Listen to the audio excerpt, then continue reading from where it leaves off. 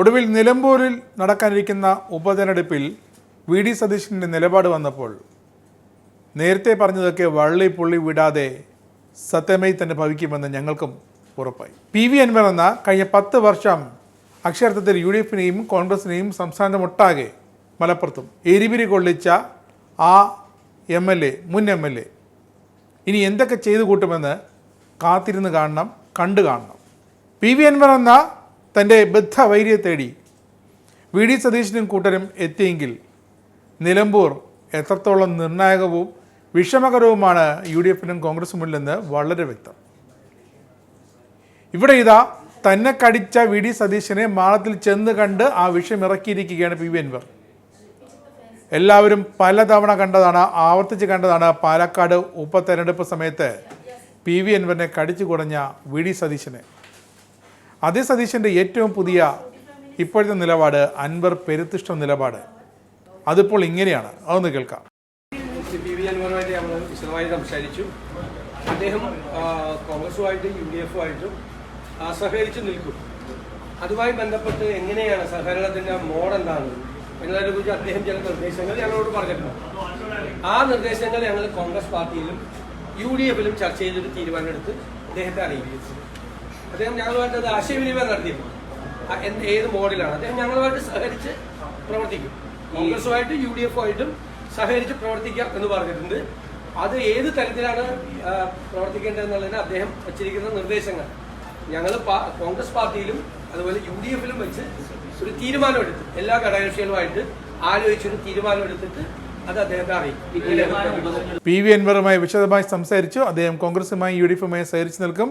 അത് സംബന്ധിച്ച് അദ്ദേഹം ചില നിർദ്ദേശങ്ങൾ ഞങ്ങളോട് പറഞ്ഞിട്ടുണ്ട്. ആ നിർദ്ദേശങ്ങൾ കോൺഗ്രസിലും UDF-ലും ചർച്ച ചെയ്യുമെന്നാണ് ഇപ്പോൾ വി ഡി സതീശൻ താണ് കേണ് ഒരു അപേക്ഷിക്കുന്ന മട്ടിൽ പറയുന്നത്. കാര്യമെന്താണ്? അൻവർ കളിക്കേണ്ട രീതിയിൽ തന്നെ കൃത്യമായി കളിച്ചിരിക്കുന്നു. അൻവറിൻ്റെ കളികൾ കൊള്ളേണ്ടടുത്ത് തന്നെ കൊണ്ടിരിക്കുന്നു. എന്താണ് ആ നിർദ്ദേശം?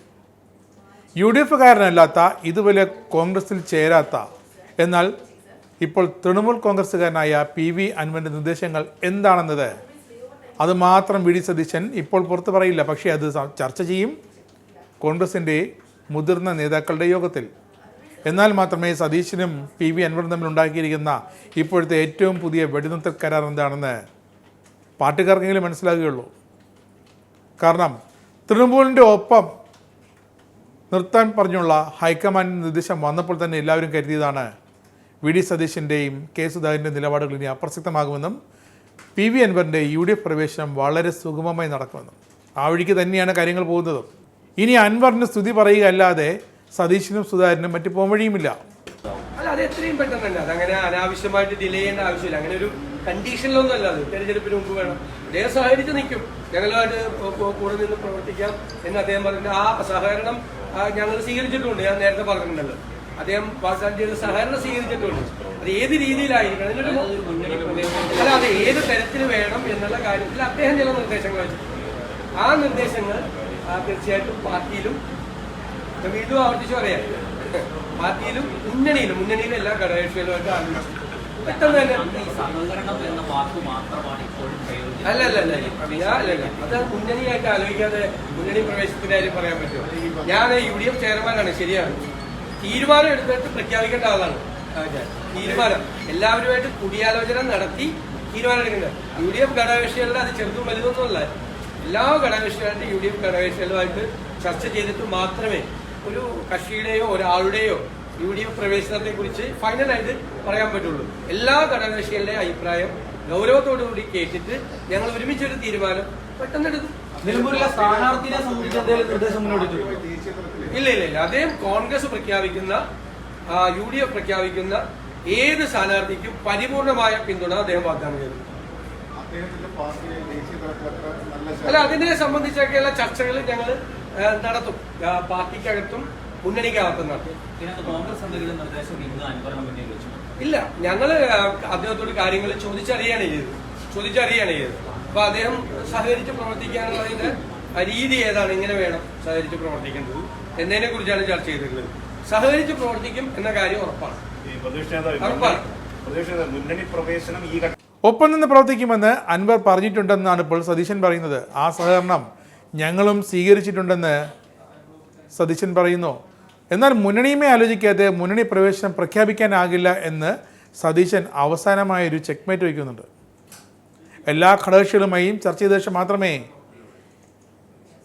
PV അൻവറിൻ്റെ തൃണമൂൽ കോൺഗ്രസിൻ്റെ മുന്നണി പ്രവേശനം പ്രഖ്യാപിക്കാനാകൂ എന്നാണ് ഇപ്പോൾ VD സതീശൻ എടുത്ത നിലപാട്. അങ്ങനെ എല്ലാ കാര്യങ്ങളും ഘടകകക്ഷികളുമായി വ്യക്തമായി ചർച്ച ചെയ്തിട്ടാണെങ്കിൽ PV അൻവർ എന്നേ UDF-നകത്ത് കയറി പറ്റിയനെ. അതുമാത്രം സതീശൻ്റെ പാളിച്ചു പറ്റിപ്പോയി. സതീശൻ ഒരു ഉറപ്പ് അൻവറിൽ നിന്നും വാങ്ങിയിട്ടുണ്ടെന്നാണ് സതീശൻ ഇപ്പോൾ പറയുന്നത്. നിലമ്പൂരിൽ അൻവറിൻ്റെ എടുത്തിയാട്ടമോ കയ്യാങ്കളിയോ സഹിക്കാനാകാത്തതോ ആയ ഒരു കാര്യവും ചെയ്യില്ലത്രേ. കോൺഗ്രസും UDF-ഉം പ്രഖ്യാപിക്കുന്ന ഏത് സ്ഥാനാർത്ഥിക്കും അൻവറിൻ്റെ തൃണമൂൽ കോൺഗ്രസും പിന്തുണ നൽകുമത്രേ. അവരുമായി സഹകരിച്ച് പ്രവർത്തിക്കും.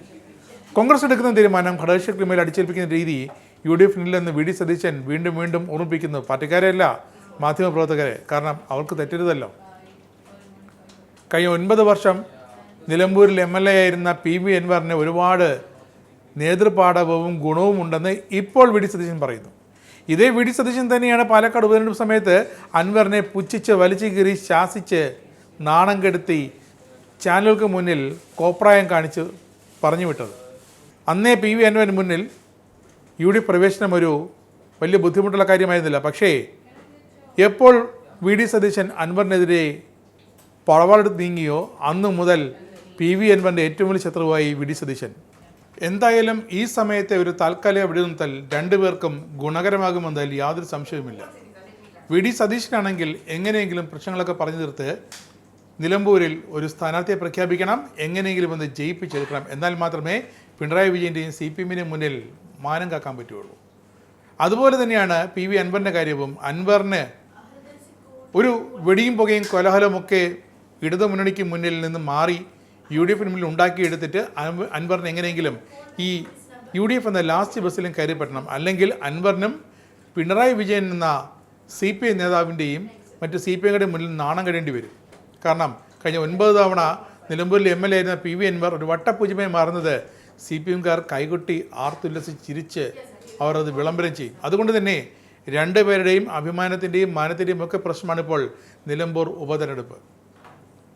വീണ്ടും പറയുന്നു, അതുകൊണ്ട് തന്നെ രണ്ടുപേർക്കും ഒരു വെടിനിർത്തൽ വളരെ അത്യാവശ്യമാണ്.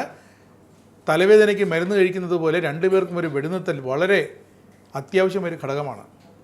അതുകൊണ്ട് ഈ വെടിനിർത്തൽ എങ്ങനെയെങ്കിലും ആ ഫോർമുല എന്താണ് അൻവർ പറഞ്ഞിരിക്കുന്ന ഒത്തുതീർപ്പ് നിർദ്ദേശങ്ങൾ അത് VD സതീശൻ എന്ന് വെളിപ്പെടുത്തുന്നതോ അന്ന് സതീശൻ്റെ ചീട്ട് കീറുമെന്ന് ഉറപ്പാണ്. എന്തായാലും PV അൻവർ എന്ന കടുത്ത സതീശൻ വിരോധിക്ക് ഒരു അവസരം കിട്ടാൻ ഒട്ടകത്തിന് തൻ്റെ കുടിലേക്ക് കയറാനുള്ള തലവെച്ച് കൊടുക്കുന്നത് പോലെയുള്ള ഒരു അവസ്ഥയാണ് ഇപ്പോൾ UDF-ൽ. എന്ത് വില കൊടുത്തും PV അൻവർ UDF-ൽ കയറും. പിന്നെ VD സതീശൻ്റെ വിധിയാകുമെന്നാണ് ഇനി രാഷ്ട്രീയ നിരീക്ഷകർ കരുതുന്നത്. എന്തായാലും ആ ദിവസങ്ങൾക്ക് വേണ്ടി എന്താണ് ആ വെടിനിർത്തൽ ഫോർമുല എന്നത് VD സതീശനോ PV അൻവറോ വെളിപ്പെടുത്തുന്ന ദിവസം വരെ കാത്തിരിക്കേണ്ടത് മാത്രമേ ഉള്ളൂ രാഷ്ട്രീയ കേരളത്തിന്. ബാക്കിയെല്ലാം CPM-കാരും മറ്റ് UDF-ലെ ഘടകകക്ഷികളും ചേർന്ന് നന്നായി നിർവഹിച്ചോളൂ. നിങ്ങൾക്കും ആനന്ദ മീഡിയയുടെ പ്രേക്ഷകരിൽ ഒരാളാകണ്ടേ? യൂറോപ്പിലും US-ലും ആഫ്രിക്കയിലും അടക്കം പ്രവാസികൾ ഉള്ളയിടങ്ങളിലൊക്കെ ജനപ്രിയ ചാനലുമായി ആനന്ദ് മീഡിയ ഒപ്പമുണ്ട്. ഏഷ്യാനെറ്റ് ഫ്ലവേഴ്സ് അടക്കം നിങ്ങളുടെ വിരൽത്തുമ്പിലെത്തും. ആദ്യം റോക്കു ബോക്സ് സ്വന്തമാക്കുക.